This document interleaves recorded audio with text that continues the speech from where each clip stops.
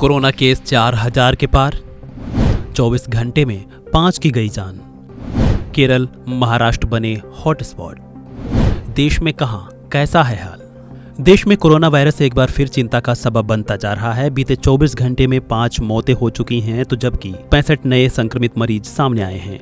स्वास्थ्य और परिवार कल्याण मंत्रालय के द्वारा जारी आंकड़ों के मुताबिक 1 जनवरी 2025 से अब तक 37 मरीजों की मौत का कारण कोरोना का नया वेरिएंट बताया गया है, जिसके बाद लोगों की चिंताएं और ज्यादा बढ़ गई हैं। वहीं कुल एक्टिव मरीजों की बात करें तो गिनती लगातार बढ़ती नजर आ रही है। एक्टिव केसों की संख्या 4026 दर्ज की गई है। यहां गौर करने वाली बात यह है कि मई महीने के बाद से ही कोरोना के सक्रिय मरीजों की संख्या में लगातार बढ़ोतरी देखी जा रही है। पिछले 4 दिनों में 31 जान जा चुकी हैं। कोरोना से प्रभावित राज्यों में देश के 2 राज्य सबसे आगे हैं, केरल और महाराष्ट्र। केरल और महाराष्ट्र सबसे ज्यादा प्रभावित राज्य हैं। यहाँ कुल मामलों का 50% से अधिक हिस्सा पाया गया है। आंकड़ों पर नजर डालें तो अकेले केरल में कुल एक्टिव मरीजों की संख्या 1416 है।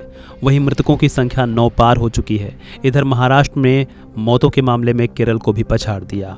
अब मृतकों की संख्या महाराष्ट्र में 10 तक जा चुकी है। इस वीडियो में जानेंगे कि किन राज्यों में कोरोना को लेकर क्या हालचाल चल रहा है। सबसे पहले बात करेंगे दिल्ली की। दिल्ली की बात करें तो दिल्ली में कुल एक्टिव केस 393 बताए जा रहे हैं। यहाँ 24 घंटे में 90 नए मरीज देखने को मिले। वहीं कुल मौतों की संख्या 4 पहुंच चुकी है। कर्नाटक की बात करें तो कुल एक्टिव केसों की संख्या 311 है। 24 घंटे में 58 मरीज देखने को मिले हैं। वहीं 4 मौतें भी देखी गई। केरल में कोरोना के एक्टिव केस 1416 हैं। 24 घंटे में यहाँ 19 मरीज देखने को मिले हैं। वहीं दूसरे सबसे प्रभावित राज्य महाराष्ट्र की बात करें तो यहाँ एक्टिव केस 494 बताए जा रहे हैं। 24 घंटे में यहाँ बताया जा रहा है कि 12 केस सामने आए हैं। वहीं 2 मौतें भी देखी गईं। तमिलनाडु में 215 केस बताए जा रहे हैं। 24 घंटे में यहाँ 26 नए मरीज देखने को मिले। कोरोना को लेकर डर की वजह आखिर क्यों बढ़ रही है, इसकी बात की जाए तो 4 दिन में 31 मौतें हुई। कोविड पॉजिटिविटी रेट कई राज्यों में 15% से ऊपर जा चुका है। कुछ मरीज आईसीयू में भर्ती हैं, भले ही गंभीरता कम हो। इन हालातों को देखते हुए लोगों में खौफ लगातार बढ़ता जा रहा है। इधर दिल्ली हाई कोर्ट ने माना है कि कोविड की अगली लहर खत्म नहीं हुई है और केंद्र सरकार से सैंपलिंग और एसओपी की विस्तृत रिपोर्ट मांगी है। अदालत का कहना है कि सरकार को यह सुनिश्चित करना चाहिए कि नमूना संग्रह और टेस्टिंग की पूरी तैयारी हो।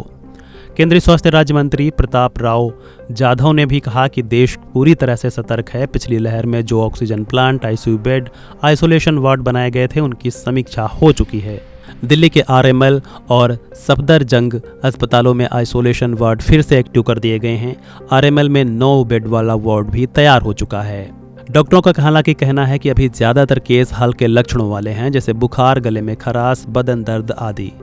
हालांकि भले ही केस अभी कम दिखाई पड़ रहे हों, लेकिन हालात को देखते हुए हमें अब और सतर्क रहने की जरूरत हो रही है।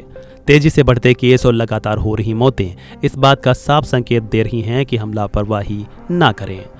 बहरहाल इस वीडियो में इतना ही। बाकी के अपडेट्स के लिए जुड़े रहें वन इंडिया हिंदी के साथ।